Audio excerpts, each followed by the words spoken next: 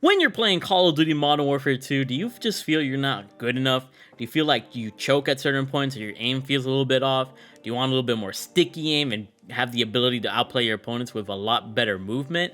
Or just missing that X factor? Well, today's video is going to give you the best settings to give you the best aiming and especially controller sensitivity on PC. I'll give you guys the best graphics settings to make the game look clear, as beautiful as day, and you guys can potentially get this 30 gun streak known as the KGB, which is the tactical nuke for this game, and actually ends the game. It looks really freaking epic, as you guys are seeing here in the background, and I definitely recommend you guys watch this video the whole way through to get the most out of these settings. Thank you for taking the time to watch this video, and let me know what you guys think about this KGB nuke, the new tactical nuke, here in Modern Warfare 2.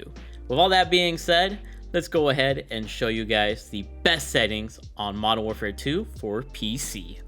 So what's up guys, it's your hero by Nino or Quadri, and welcome back to another video of Call of Duty Modern Warfare 2 multiplayer. Modern Warfare 2 is basically out for PC players, and I've got the absolutely best settings. I performed extremely well in the beta, and I want to help you guys with controller settings, PC settings, audio settings, pretty much the best settings so that you can be the best Modern Warfare 2 player you can be here in Call of Duty Modern Warfare 2. If you guys are excited to see all my settings, make sure you guys drop a like on the video, subscribe, and turn on those post notifications. I'm going to upload a ton of Modern Warfare 2 content here on the channel, so if you guys want to see best class setups, because I'm going to get every gun maxed out, and you guys just want to see what's up with the game, or you want an entertaining entertainer, then you've come to the right place. Thank you for being here, and I really freaking love you all. So to start things off, we're going to be starting off with controller settings, because I am a controller player. If you're a keyboard and mouse player, I'm sorry, I'm not a keyboard and mouse player. But we got the edit button layout. So you can actually choose your button layout. You can even like customize it to be whatever buttons that you want. I believe there's like a custom option here. Yeah, custom alt, but I personally like to use bumper jumper tactical flipped, because this basically allows you to jump with L2 and aim in with L1, basically giving you a nice little mini scuff on your controller. I just use a regular PS4 controller, nothing special on it besides control freaks. If you want to go ahead and grab a control freak, use code HERO, gotta plug that in. But this allows you to drop shot and jump shot extremely easily. You drop shot using R3, clicking the button there, and then L2, and this works on Xbox as well. Like it feels really nice and intuitive for the PS4 and PS5 controller, and I'm assuming the Xbox controllers as well. So try it out. It's definitely going to help improve your gameplay, and I've been playing like this since Black Ops 3, and I've never went back to like default or tactical. That is the way to go. I also flipped the L1 and L2 and R1 and R2 because I play flipped, so flip it if you want, flip it if you don't. Stick layout preset default, controller vibration off. It's just a personal preference. I feel like I control my recoil easier when I have my vibration off. Horizontal and vertical stick sensitivity. This is honestly anyone's preference. You can go all the way to freaking 1, or you can go all the way to freaking 20, whatever which way you want. I like it in the middle, because if your sensitivity is way too slow, then you won't be able to turn on people, but you're going to be a lot more accurate. And if your sensitivity is too fast, you'll be able to turn on people very easily, but you might risk some inaccuracy. So I like it in the middle, just fast enough to turn on people, and just slow enough so I can aim down sights really quickly and stay on target. Sensitivity multiplier, I just keep it all at 1 here. And then obviously this setting, we'll keep it at 0.9, but it's locked for now because there's another setting that actually locks this out, and I'll show you that in a little bit. Vertical aim axis, just standard. You don't really got to change any of that. Aim down sight behavior is going to be hold, automatic sprint off. I know a lot of people like automatic sprint. I don't personally, because what if I run into a camper? I don't really want to be in the middle of running, and a camper just bodies me, so I want the free movement for myself to stop sprinting if I want. For equipment behavior, it's hold. Weapon mount should be default. Interact / reload behavior, I put prioritize reload because I want to be able to reload at the tap of a button really quickly. But if I want to open a door, I can just tap a door as well. It's honestly up to you how you want to do things. I just do prioritize reload. And in armor plate behavior, I do apply all, just because, especially when Warzone or DMZ comes down, you get armor plates. It's easier to have all your armor apply all instead of apply one at a time. For advanced, you got to use your target aim assist, man. You know, as controller players, we're not going to be good without it. Aim assist type, unless you are good without aim assist. Aim assist type, you want either default or black ops. Those are the absolutely best ones. If you do precision or focusing, you do lose aim assist in certain situations, so I just wouldn't recommend these in either scenario. But default or black ops is pretty much the same. It's pretty much personal preference at that point. It makes your aim really, really sticky. ADS aim assist on. Aim response curve type dynamic.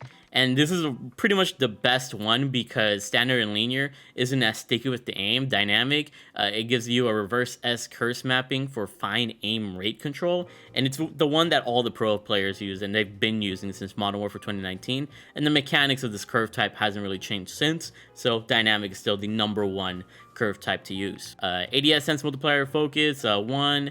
Instant transition training, custom sensitivity per zoom, turn this on, and I do low zoom and 2x to 3x zoom at 0.9. This allows me to be more sticky with my aim and allows me to be more on track of my opponents. I do these a little bit faster, 4x zoom and higher because at 1.20 because it's a lot harder to drag your scope. It moves really slowly with these higher zooms. So if you have it a little bit higher, you'll be able to move the scope a lot faster, allowing you to track your opponents a lot quicker, in my opinion. Next up, we got inputs dead zone. I just keep it at 0.08 and 0.08, just because in the case of rare stick drift. And I put left trigger and right trigger at 0.10 and 0.10 because sometimes I do feel like I accidentally use a grenade, especially because I use bumper jump tactical flipped. But in case you don't have a grenade selected for either of these, you could put these all the way to 0, and you'll be very, very responsive. Toggle for the sprint tactical sprint behavior. Double tap for tactical sprint behavior. All these, I think, is default for the most part, so I don't really need to go all through all this. And I believe that is it. I don't really change anything here. Yeah, I don't change anything here. It works well by default. Next up, we're gonna go to graphics now, and this is where my PC settings come into play. I have like a 3080 Ti PC, like a 5900X or 5800X, something like that. I've got a pretty solid build. I don't got any of the 4090s or the Intel i9s or any of that. But my build is solid enough, and I've been playing well enough on this PC to warrant really great settings. So what you need to change in the graphics settings are dynamic resolution you keep off, aspect ratio automatic, keep a VSync off, custom frame rate limit. Depending on your monitor, I have a 144 hertz monitor. I just keep it at 150. If you have like a 200 hertz monitor, keep it at 200. If you have like a 300 hertz monitor, keep it at 300. That's pretty much the general baseline. So for that, put the custom frame limit for gameplay at 150. Menu custom frame rate and out of focus custom frame rate should always be at 30 and 60 because it helps save energy on your PC because you're not using it as intensely in those moments. But gameplay is where it all matters. You want to keep this at basically your monitor refresh rate. Restart, shaders, optimization, this doesn't all matter. And yeah, so we're gonna go to quality now, and this is where things start getting spicy. So quality presets, obviously go to custom, and then render resolution, you want to keep it at 100. You'll be able to look at the the resolution of your game really well. But if you have a lower end PC or you're not getting as many frames as you do, you could put this down to 90. Like I used to play on a 90 resolution, and it actually worked out well for me. So you could put it at 90, but I keep it at 100 so I can take complete advantage of my 1440p monitor. FidelityFX CAS, you want to have that on and put it to 50. Just makes the game look nicer without, giving you any performance issues. So graphical quality is at least nice, as well as your frames. Anti-aliasing, you got to keep this at SMA T2X. Don't do filmic. Anti-aliasing quality, low. Video memory scale, 85. Texture resolution could be at low or very low. You could probably do very low just for the best frames as possible, but I just want the game to look a little bit nicer for YouTube, so I do low, but do very low if you want the most frames. Texture filter and asteropic, pretty much the same concept. Normal or low. Low just because I do normal because the game looks a little bit nicer for you guys, but low would probably be the way to go. All of this low, low, short, high, and high just because I want to be able to see like the tracers whenever tracers come out look really nicely, as well as bullet impacts and sprays. But that's up to you. If you don't care for any of that, just put it all to like the lowest setting. Shader quality, low. Tessellation off. Terrain memory, minimum. But when you go to like Warzone or DMZ, I'm definitely going to recommend you put this to max, just because it's going to allow you to see a lot of the map a lot better. But that's for another time. On-demand texture streaming, keep that off. It doesn't really help you. Streaming quality, low. Volumetric quality, low. Deferred physics, off. That's just the reflection of the water. Caustics, off. Shadow map resolution, keep it at very low. Screen space shadows, off. Low, low. Pretty much all of this off. Ambient occlusion should be off. Screen space reflections, you don't care about that, off. Static reflection quality, off. Weather grid volumes, off. And then for NVIDIA reflex low latency, you can experiment with this. For me, on has been giving me the most FPS, and I think it does for most people, but some people do prefer on plus boost. This one's more of like a depending on your PC type of thing. But I think for most people, on is the way to go. But don't be afraid to like try all these options out. You know, play for a little bit and see how you feel and see how your frames are doing. Depth of field should 100% be off because it makes your screen a little bit blurry, like farther off. So you don't want to have this on because it actually hurts you. So keep that off. World motion blur and weapon motion blur. I've done this in every settings video. Just keep it off. When your game is super blurry, you won't be able to see it. So just having blur in general does not look good, and it makes you perform worse as a player. Film grain should be 0. Makes the game looks nicer when you don't have any film grain. View, we got field of view, FOV, at 120. This is also applicable to consoles as well. You know, I just like my max FOV. Some people like 100 or 105. I like 120. And then ADS field of view, I like independent over affected because when you're independent, when you aim down sights, it gives you your FOV of 80. And why a lower FOV is better when you aim down sights is because you're able to see opponents out farther away a lot easier, and you'll be able to track them a lot faster, which is always great. When you're unaffected, your FOV stays at 120 when you stay ADS, so it's nice to be able to see your peripherals a little bit better. But it's a little bit harder to kind of aim at your opponents out farther away for that reason. So it's worth the trade-off, from my opinion, to be able to see the person I'm trying to kill more immediately rather than my peripherals within that moment that I'm ADSing. But it's up to you. I always get questions every year like, why do you play independent? You're a weirdo. And I'm like, bro, it makes sense to me. You can be a weirdo like me if you want. I do pretty well, I'd say. Weapon field of view, wide just because it makes the weapon look smaller. You could obviously have it at narrow or default, but wide gives you a little bit more, you know, range to see your screen because you make your weapon look smaller. Third person field of view, I almost forgot to change this. You want to max this out because when you play third person mode, you want as much FOV as possible, just like you do in first person mode. So that's really nice. For first person camera movement and third person camera movement, keep this all the way to least because it pretty much lowers your recoil. If you have it at 100%, it's going to make the screen shake a lot and you're just going to have a lot more recoil in a sense. So definitely keep it at least. Third person ADS transition. So during the beta of Modern Warfare 2, you could like aim down sights and it would turn into first person. When you have it at third person ADS, this basically means that you're always going to be in third person unless you have like a higher zoom optic, like an ACOG optic, like a 3x or up. But if you're running like a red dot or like an SMG or a shotgun or something with not as high as an optic, you're gonna stay in third person mode, which is actually really cool. Or you can go back to the beta version of ADSing, which is just you ADS every time you ADS into first person mode. So it's up to you what you like. I'm gonna try third person and see how I feel about it. I feel like third person all the time is better because you have better peripherals in third person than you do in first person. Plus you see your skin a lot more, which is the whole reason why you want to play third person mode. So it's up to the person watching this video if you want first person or third person, but that's up to you. The default spectator camera. People thought that the spectating was really weird in the beta of the game. Like it has like this weird perspective. Some people found it cool, some people found it weird. They actually gave you the option here of either, you know, showing you their screen the way it should be, or getting the beta, you know, field of view or helmet camera when you're spectating somebody in like S&D. You get like the weird perspective or the cool perspective, I guess you want to say. So I'm gonna keep it as it has always been, but don't be afraid if you like the other perspective as well. It's pretty cool that they give you the option.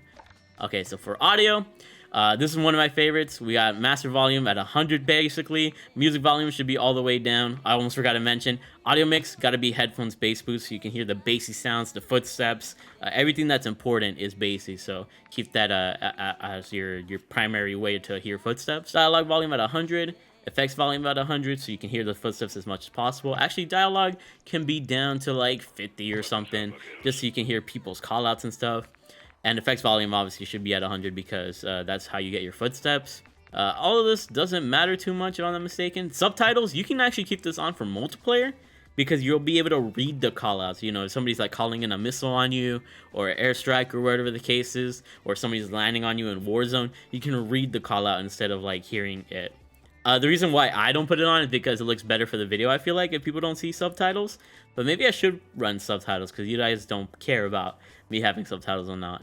I don't know. It's been a debate. Let me know if you guys like my videos with subtitles or no subtitles. Maybe that's something I can prefer for the future. And then all of this doesn't really matter. Yeah, none of this really matters. So we're moving on to interface. We've got, once again, just some little customization. Customize the colors of your you know, your arrows or whatever the case is, see what colors are better for you. Subtitles, once again, here for some reason, I don't know why they repeat subtitles twice. Minimap shape, I believe it's square by default now. If it's round, make sure you change it to square, because having a square minimap gives you a lot more area than a circle minimap. And trust me on that, it's going to help you a ton if you're running a square minimap. Minimap rotation on, crosshairs on. You know, all this should be on. Player names should be a full name, not only just abbreviated and icon only. A lot of people complain about this in the beta, so keep both on, I'd say. Fade after 5 seconds. You could either do that or never disappear. It depends if you remember your vehicle's controls. Telemetry, I like having this on custom, and I like having my FPS showing, my server latency, and my packet loss showing, because I can see if my computer's underperforming for some reason. It helps me adjust my settings if I need to improve them for some reason, and it tells me if I have problems with my internet or these servers are just trash. So always nice to have that on. And I believe that should be it. Turning off the 3D effect, no. Yeah, that should be it. And I think after that, yeah, that should be pretty much it. So let me know if these graphic settings, controller settings, audio settings help you for your PC gameplay. I just wanted to make sure you guys had the best tools possible to succeed in this game. And definitely stay tuned to the channel, because I'm gonna be dropping a ton of nukes. Just great content for you guys to enjoy, and I'm gonna go crazy. Hope you guys enjoy my videos in the future, and drop a like in the video, subscribe, turn on those post notifications. Let me know what your KD was in Vanguard or whatever COD you played previously before this one, and hopefully you have a higher KD in this Call of Duty thanks to these settings.